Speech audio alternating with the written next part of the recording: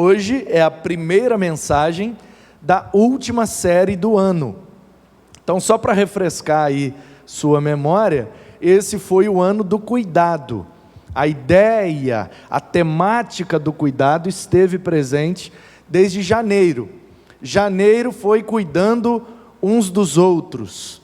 Fevereiro foi cuidado, por causa do carnaval. Cuidado. Março foi cuidando de todo mundo com a alegria de Jesus, para dialogar com missões mundiais. Abril foi uma série de sermões em Deuteronômio e chamou Bíblia, o cuidado de Deus para o seu povo. Maio, cuidando da nossa família. Junho, por conta do tema de missões estaduais, então foi cuidando e discipulando, é isso? Acho que foi, né? Alguma coisa nesse sentido. Chamados para cuidar dos discípulos, não é isso? Porque o tema de missões estaduais foi chamados para fazer discípulos, né? Então, a gente chamados para cuidar dos discípulos, isso mesmo, mês de junho. Mês de julho é mês da juventude, então a ideia, o tema do congresso foi influencer, então o mês foi cuidando e influenciando. Setembro foi o aniversário da igreja, cuidando e multiplicando. Outubro, mês das crianças, Jesus cuida de você. Novembro, mês da música, cuidando dos instrumentos de Deus. E dezembro, o mês do Natal, Jesus, a revelação do cuidado de Deus. Então, durante todo o mês de dezembro, nós vamos passear por toda a Bíblia e perceber como Deus foi revelando a vinda de Jesus Cristo ao mundo para que Ele pudesse cuidar de nós.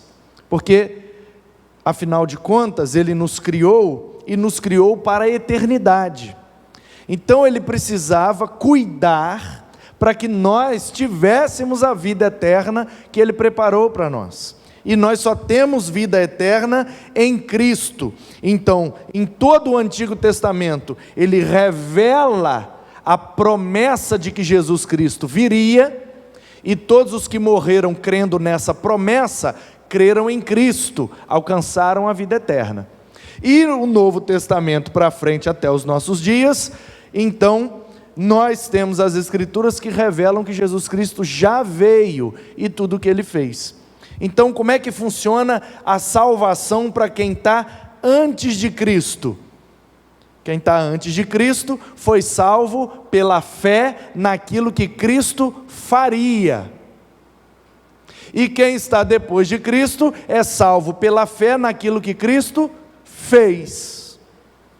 Porque só tem salvação pela fé em Cristo.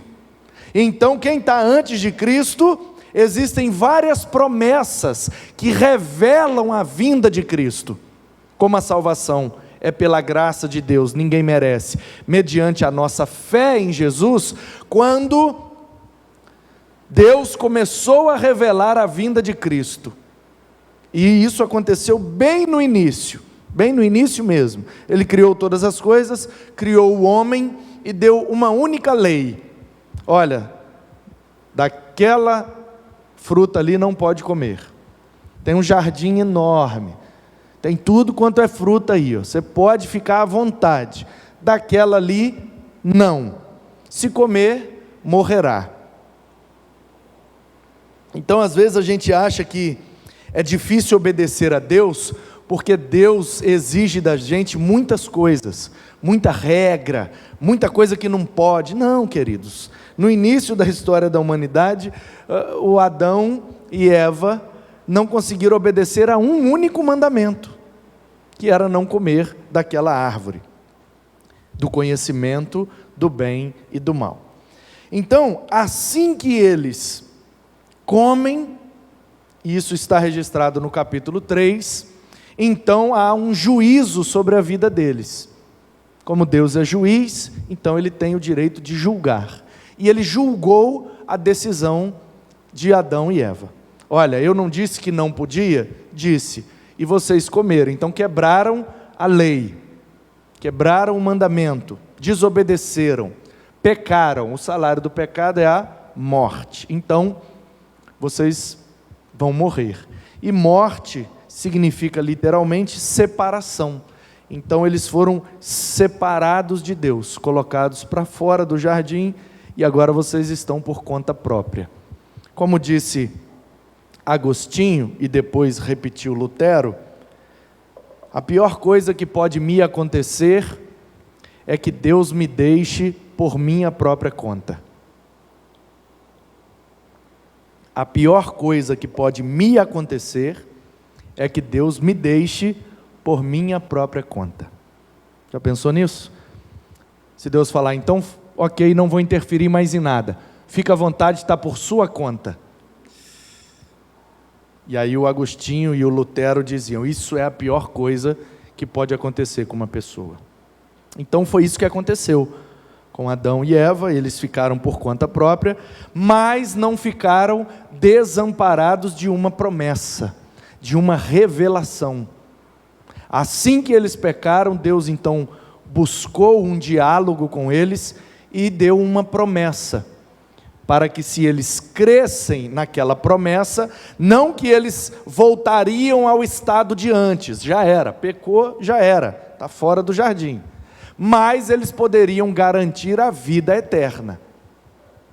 Então, vamos ler Gênesis capítulo 3, e você vai perceber aí a revelação do cuidado de Deus desde o início da nossa história. Diz assim, Gênesis 3, mas a serpente, mais sagaz, mais esperta que todos os animais da selva que o Senhor Deus tinha feito, disse à mulher, é assim que Deus disse, não comereis de toda a árvore do jardim? Olha a estratégia da cobra.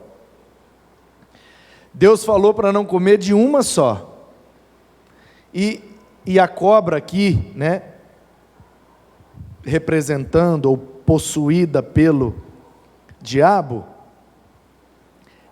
o diabo sabia qual árvore que não podia comer, mas mesmo assim ele vem colocando dúvida na cabeça da mulher. Aqui, como é que Deus disse mesmo que não pode comer de nenhuma?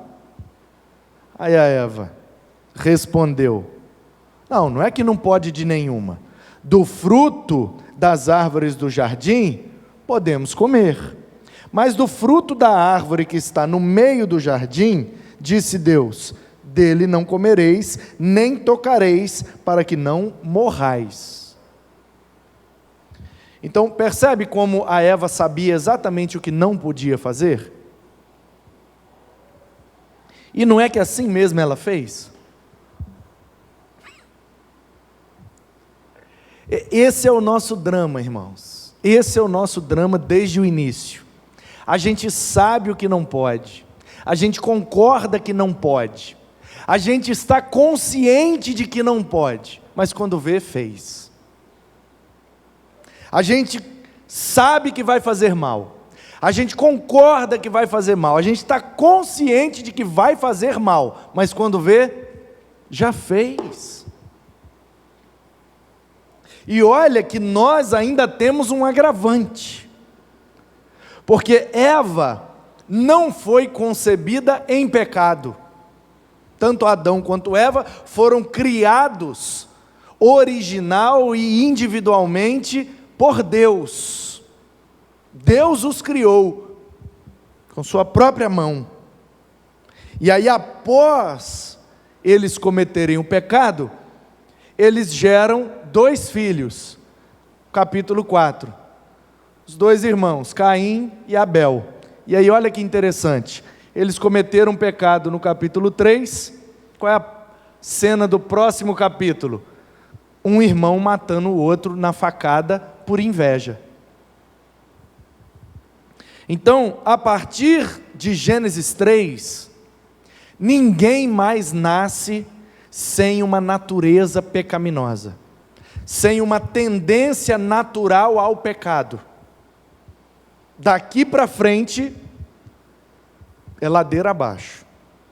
Então, Percebam, eu não quero aqui aliviar a nossa barra, vocês sabem que eu não sou disso.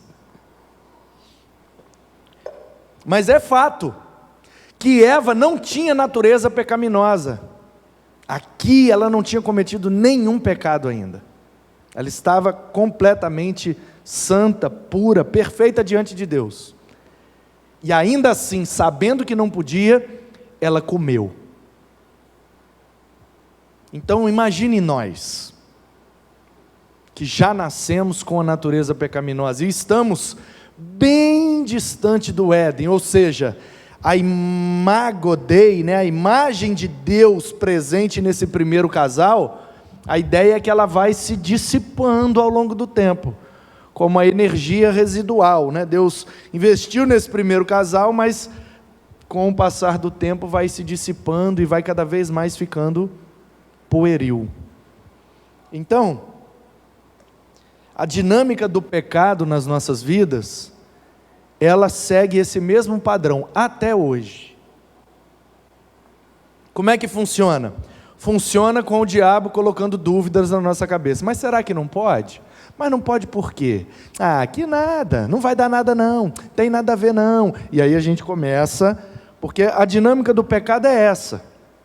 É como disse o salmista, a gente começa a andar no conselho dos ímpios, de repente a gente se detém, para no caminho dos pecadores, e aí quando vê, está assentado na roda dos escarnecedores. A gente começa a dar ouvido, daqui a pouco a gente presta atenção, daqui a pouco está sentado, participando. Então, começou exatamente desse jeito. Joga uma dúvida, para que você fique ali, mas será que é, será que não é? Mas se eu fizer, não vai dar nada não, mas não sei o quê, e você fica naquele diálogo interno, em crise com você mesmo. E aí o próximo passo é, versículo 4, então a serpente disse à mulher, é certo que não morrereis? Aí o segundo passo é a mentira. Primeiro ele bota a dúvida, depois ele entra com a mentira. E o problema do diabo é esse, porque capítulo 3 eles comeram, no capítulo 4 eles ainda estão vivos. Um filho matou o outro, mas eles ainda estão, entre aspas, vivos. Então percebe que a resposta da serpente, vocês não vão morrer, ela é meio verdade. Ela está falando na perspectiva física. Não é assim, que o fruto, a fruta, seja lá o que for, não é maçã não, tá gente? Assim, a galera acha que foi maçã por causa da Bíblia dos indoutos, aquele período na igreja que o povo não tinha a Bíblia na mão, eles pintavam quadros e espalhavam pela igreja, então o quadro que representava essa passagem era a mulher extraindo assim uma fruta redonda e vermelha, o que era atribuída a uma maçã, e pegou essa ideia de que é maçã, mas a Bíblia não diz o que era não, tá? Então, olha só que coisa, a mulher, não é assim que, aí, porque eu falei da maçã, eu acabei lembrando e aí eu estou tentando lembrar, a menina da Disney, Bela Adormecida, que come a maçã com veneno, é a Branca de Neve, ok, tá vendo, eu sabia que eu estava... manjando legal das princesas da Disney. Não é tipo a Branca de Neve, mordeu, e cai dura, morta. Não era isso. Era morte no sentido espiritual. Olha, vocês estão aqui no jardim, todo dia Deus vem conversar com vocês. Vocês estão puros, santos, e conversando com Deus, face a face, todo dia. De repente isso se perde. É expulso do jardim, não tem mais acesso à voz de Deus, nem à presença de Deus. Uma morte espiritual. Quem não tem acesso à voz de Deus e à presença de Deus, está espiritualmente morto. Então, o diabo, que é um ser criado lá na eternidade, que caiu e agora está aqui pertencendo essa cobra para poder se fazer físico aqui no Cronos, ele que veio do Kairos, então ele precisa de um corpo físico para se fazer visível, porque como ele é um espírito, ele é um anjo, um ser espiritual, kairótico, feito lá na eternidade. Para que ele se faça visível e perceptível aqui nesse plano cronológico, ele precisa de um corpo físico para se materializar. Então por isso eles possuem corpos físicos. A Bíblia fala de possuir cobra, de possuir dragão, de possuir porcos, de possuir pessoas, ok? Então, ele que estava com Deus antes de toda a criação física, já estava na eternidade.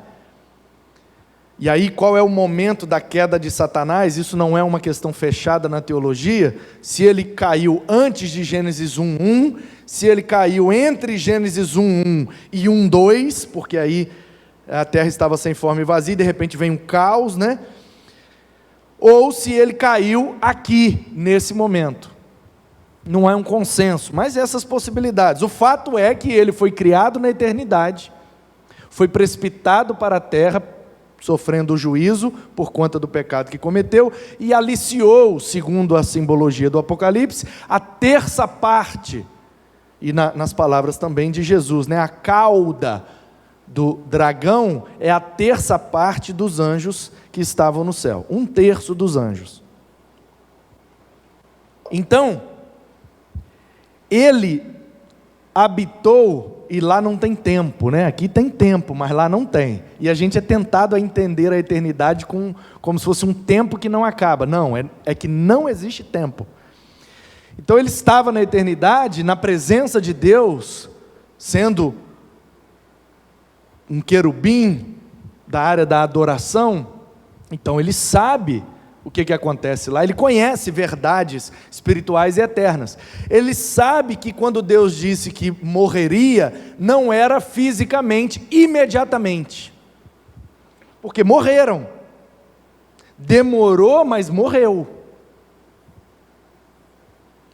Mas não foi imediato. Então, como não foi imediato, é essa a estratégia que ele usa. Ele pega uma mentira e bota na embalagem de verdade, e oferece para a gente. Meia verdade. E aí a gente titubeia, ué, será que é, será que não é? Faz sentido isso aqui, mas aí a gente não percebe. Então, essa é a estratégia dele. Até hoje, ele vem com a dúvida, depois ele vem com meia verdade, uma mentira feia, embalada numa verdade bonita. Não é que vocês vão morrer assim como eu morreu. Não é bem assim não, Eva. Aí, versículo 5. Porque Deus sabe que no dia em que dele comerdes, os seus olhos se abrirão e vocês serão como Deus, conhecedores do bem e do mal. Aqui, eles ainda não tinham cometido pecado. Se a raiz de toda maldade é o egoísmo, que é a raiz de todo pecado, então, não cometendo pecado, eles ainda não conheciam o mal, nesse sentido pecaminoso. É uma verdade o que ele está falando? É uma verdade. Então, a embalagem é verdadeira, mas o conteúdo é extremamente ilusório e enganador. E aí Eva, é mesmo? Então quer dizer que a gente só vai saber o que é o bem e o que é o mal? Achei que a gente ia comer ou morreu. Igual a Chapeuzinho Vermelho. Rapaz, agora. Caramba, eu misturei a Bela Adormecida com a Branca de Neve e Chapeuzinho. Agora eu misturei, foi tudo mesmo. Misericórdia. E aí, olha como é que continua a dinâmica. Versículo 6. Vendo a mulher. Olha aí, gente. Lê com atenção. Quando a gente lê com atenção, as coisas parecem assim. Vendo a mulher que a árvore era boa para comer, agradável aos olhos e desejável para dar entendimento, pegou e comeu. Olha só, ela viu, ela reparou, ela olhou, e aí ela começou a desejar, até que ela aplicou a sua vontade, que é pegar e comer. A gente usa a palavra vontade, no popular a gente usa muito a palavra vontade no lugar de desejo. Só que são duas coisas diferentes. E para a teologia, a gente precisa entender bem essa diferença dessas duas palavras. No popular não tem diferença nenhuma. Se eu falar, eu estou com desejo de beber água, eu estou com vontade de beber água, para você é a mesma coisa. Na teologia, principalmente na Bíblia, não é a mesma coisa. Porque o desejo é o sentimento. A vontade é a ação. Então, se eu estou olhando para a água, eu estou com desejo de beber água. Quando eu pego o copo, ponho na boca, agora eu apliquei a minha vontade de beber água. Enquanto não se realiza, é só desejo. Quando se realiza, se torna vontade. Por isso que o que Deus tem para nós, não é o seu desejo, é a sua vontade. Porque Ele não fica só sentindo a nosso respeito. Ele vem e faz o que tem que ser feito. Entendeu? Que é bom, perfeito e agradável, não é o desejo de Deus, é a vontade de Deus. Porque senão Ele ficaria lá do céu, e aí meu filho? Desejo de descer lá para salvá-los, né? Desejo, né, de nascer naquela manjedoura, né? E ficaria só no desejo, mas não, Deus aplica a sua vontade. Ele vem e nasce na manjedoura para revelar o cuidado de Deus por nós. Amém? Então a mulher viu, depois ela se agradou e aí ela desejou. Pegou e comeu, e deu também para o marido, que sabia que não podia, e ele também comeu, miserável. Versículo 7, abriram-se então os olhos de ambos, e percebendo que estavam nus, eles não estavam nus até agora? Como é que só agora que eles perceberam? Percebe que a nudez não é o problema é a maldade, a malícia. Porque antes de comer, eles não conheciam o bem e o mal, só conheciam o bem, porque nunca tinham feito mal. O primeiro mal que eles fazem é desobedecer a regra e pegar e comer. Assim que desobedece, agora eles conhecem o mal. Então quando eles olham e falam, eita, você está pelada, menina? Ela, eita, você também está pelado. Percebe? Qual é a primeira atitude que eles têm depois de pecar? Perceber que estavam nus. Olha aí, a malícia agora está na mente deles.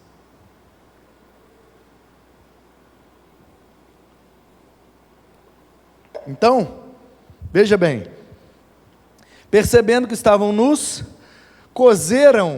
cozinharam, né? Folhas de figueira, que é umas folhas maior. Costuraram, obrigado, isso, cozinhar, nada a ver, cozer é costurar, hoje está osso, hein? Vai sair. Então eles costuraram as folhas e fizeram umas tapagens ali para nudez, cintas, botaram em volta ali das partes. Aí olha só como é que é interessante. Quando ouviram a voz de Deus, no versículo 8, que andava no jardim, no final do dia, igual ele fazia todo dia. Todo dia Deus vinha bater um papo com eles. Nesse dia eles se esconderam.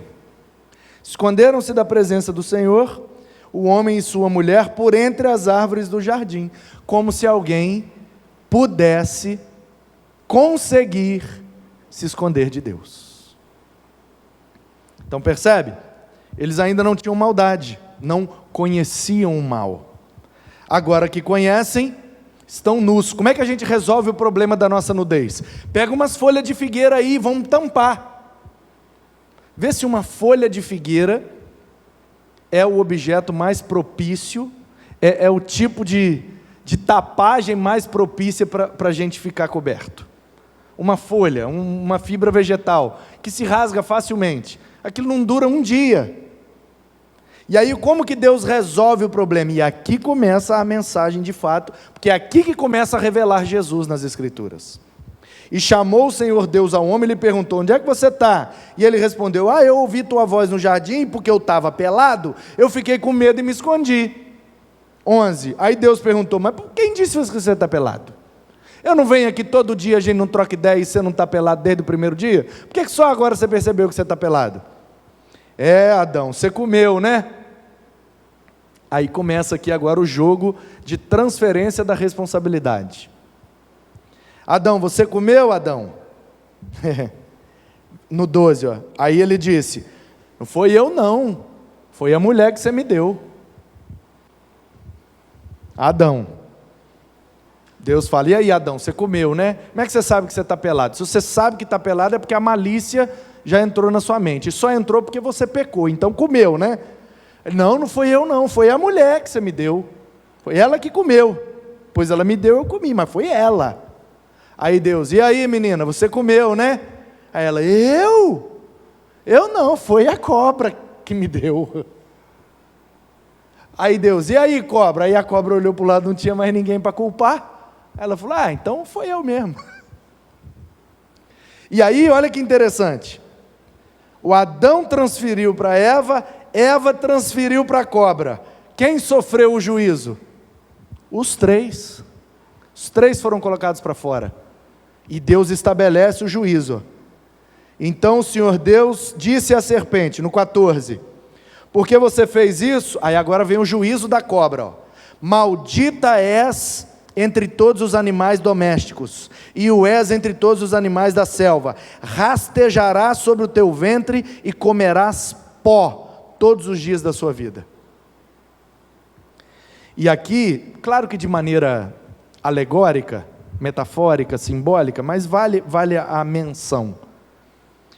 A cobra comerá pó. Claro que literalmente aqui no texto narrativo está dizendo que vai rastejar no chão. No chão, então vai comer pó. Mas num sentido espiritual, num sentido simbólico, o alimento da serpente é o pó da terra. De qual elemento nós fomos formados? Do pó da terra. Portanto, o alimento da serpente é o material que nós fomos formados. A nossa natureza pecaminosa, disse Paulo: eu estou preso nesse corpo. Quem me livrará do corpo desta morte? Portanto, o meu corpo, os meus desejos, as minhas paixões, concupiscências, como diz a Bíblia, me levam a pecar. Toda vez que eu peco, eu estou sendo levado a esse pecado por causa da minha natureza pecaminosa, que acaba se desenvolvendo no meu corpo físico. A maioria dos nossos pecados são através do nosso corpo. E aí a gente usa o pó da terra, que Deus santificou para nos criar, para algo que é pecaminoso. E é isso que alimenta o diabo. Ele se alimenta de pó. Nós somos feitos de pó. Sendo pecadores, percebeu? O que é que alimenta o diabo contra nós? Os nossos pecados. Porque se você não tem nenhum pecado, se você não tem nada do que se arrepender agora, se você está tranquilo com Deus, com o próximo, se você está de boa com todo mundo, se você está em paz, os que eu fiz, Jesus já pagou e eu estou tranquilo. Aí o diabo vem te afrontar, você fala: vai afrontar com o quê? Eu não estou devendo nada. Eu não estou escondendo nada, eu não estou de boa. Percebe? Se você tem um pecado escondido, de estimação, aquele que você fica ali alimentando ele, então é isso que alimenta, é aí que ele te acusa, é aí que ele ganha força sobre você. Por isso que Jesus foi o único que conseguiu esmagar a cabeça dele, porque ele viveu sem cometer nenhum pecado. Aí, então esse é o juízo, o julgamento da cobra. Vai rastejar e vai comer pó. E vou botar inimizade entre você e a mulher. Aí o pessoal diz que é por causa disso aqui que mulher tem medo de cobra, mas não é nada disso. Entre a tua descendência e o seu descendente. Este te ferirá a cabeça, e tu lhe ferirás o calcanhar. Esse versículo 15 é chamado na teologia de proto-evangelho. É a primeira vez que Deus dá uma boa notícia para o homem. Olha, vocês pecaram, vão morrer. Estão mortos espirituais. Então, para que vocês possam voltar para mim, A obra do diabo, que começou agora, precisa ser desfeita. E só vai ser desfeita de maneira cabal quando o descendente de uma mulher esmagar a cabeça da serpente. O diabo. O descendente da mulher vai pisar na cabeça da serpente, a serpente vai picar o calcanhar dele. É o que está escrito aqui. Então veja bem, os cravos que pregaram Jesus na cruz simbolizam a picada da serpente. O diabo achou que tinha matado Jesus. O diabo achou que tinha ganhado a batalha. Agora eu matei ele. Ele não é filho de Deus? Ele não é Deus? Deus não pode morrer. E Jesus, morreu. Por 3 dias, morto. Sem respiração, sem batimento cardíaco, morto. Aí o diabo, ganhei, tá vendo? Se ele é Deus mesmo, ele não morreria. Piquei o calcanhar dele e meu veneno o matou. E aí depois de 3 dias, Jesus ressuscita para não morrer nunca mais. E o apóstolo Paulo diz que é exatamente a ressurreição de Cristo que esmaga definitivamente a cabeça da serpente. Onde está, ó morte, a tua vitória? Onde está, ó morte, o teu aguilhão? Eu não sou mais afligido nem pelo diabo, nem pela morte. Por quê? Porque Jesus venceu tanto um quanto o outro para nos dar a vida eterna. Então, e aí o juízo da mulher, 16. A mulher, ele disse: eu multiplicarei sobremodo os sofrimentos da tua gravidez. Em meio de dores darás à luz filhos. O teu desejo será para o teu marido e ele te governará.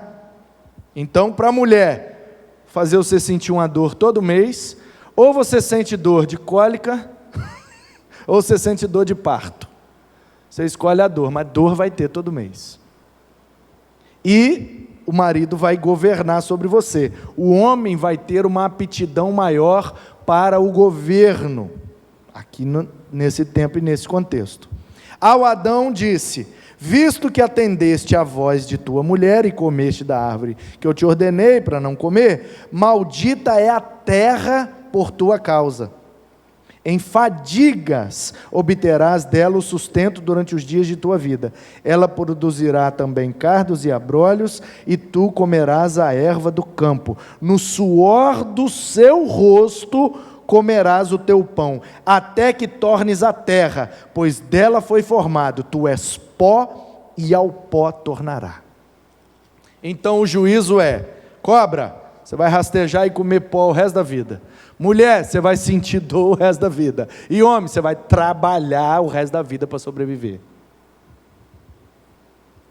Porque até aquele momento, a mulher não sentia dor e o homem não precisava trabalhar. O jardim produzia tudo sozinho. Não precisava adubar, não precisava arar, não precisava regar. Era tudo prontinho na mão. Agora não, agora você vai ter que fazer com a força do seu braço. E é o que a gente está aqui até hoje, eu suando aqui para ganhar meu pão.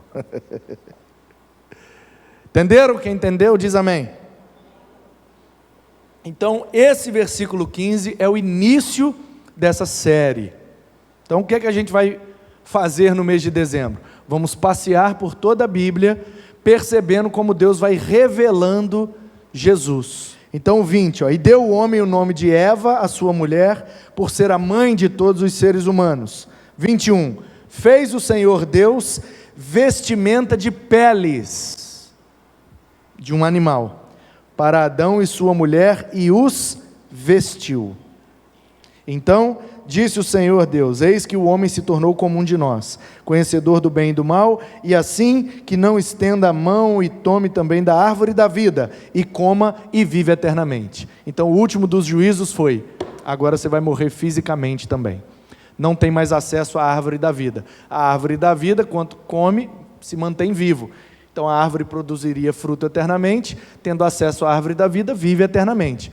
Tirou o acesso à árvore da vida, não vive mais eternamente. É por isso que quando João viu o céu, e está revelado em Apocalipse, ele viu no centro da cidade uma árvore, que todos comiam, se alimentavam e viviam eternamente. Perdemos a árvore do Éden para ganhá-la na eternidade. Então, queridos, Percebem como é que Jesus está aqui revelado?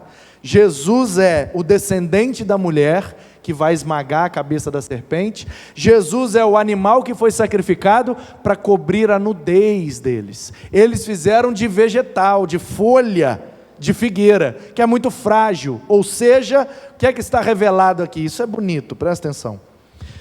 Toda tentativa humana de encobrir o seu pecado é frágil, não dá conta. Por isso que Deus precisou matar um animal, e da pele do animal, que é um couro, que é muito mais durável, muito mais propício para cobrir uma pessoa com couro, do que com a folha de uma árvore. O que é que tem mais vida útil? Uma roupa feita de couro ou feita de folha de árvore? O que é mais fácil de rasgar? O que é mais fácil de estragar? Então percebe? Deus sacrifica um animal para cobrir a nudez do ser humano.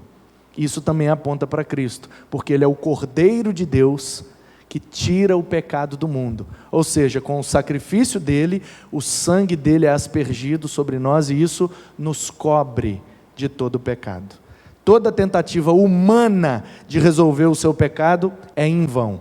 A única coisa que resolve para o pecado é estar debaixo do sacrifício de Cristo, pois Ele é o Cordeiro de Deus que tira o nosso pecado. Amém? Então, Ele é a revelação do cuidado de Deus. Olha só como desde o início, o homem acabou de pecar, Deus já começa a revelar o seu cuidado. Olha, eu vou mandar um menino e ele vai resolver o problema, mas enquanto ele não vem, deixa eu matar um bicho aqui e dar uma roupa decente para vocês. E acreditem, ele vai vir e vai resolver o problema. Todo mundo que morreu com a fé nessa promessa alcançou a salvação em Cristo, porque Ele é o descendente da mulher, Ele é o menino que nasceu e que destruiu as obras do diabo para nos dar a vida eterna.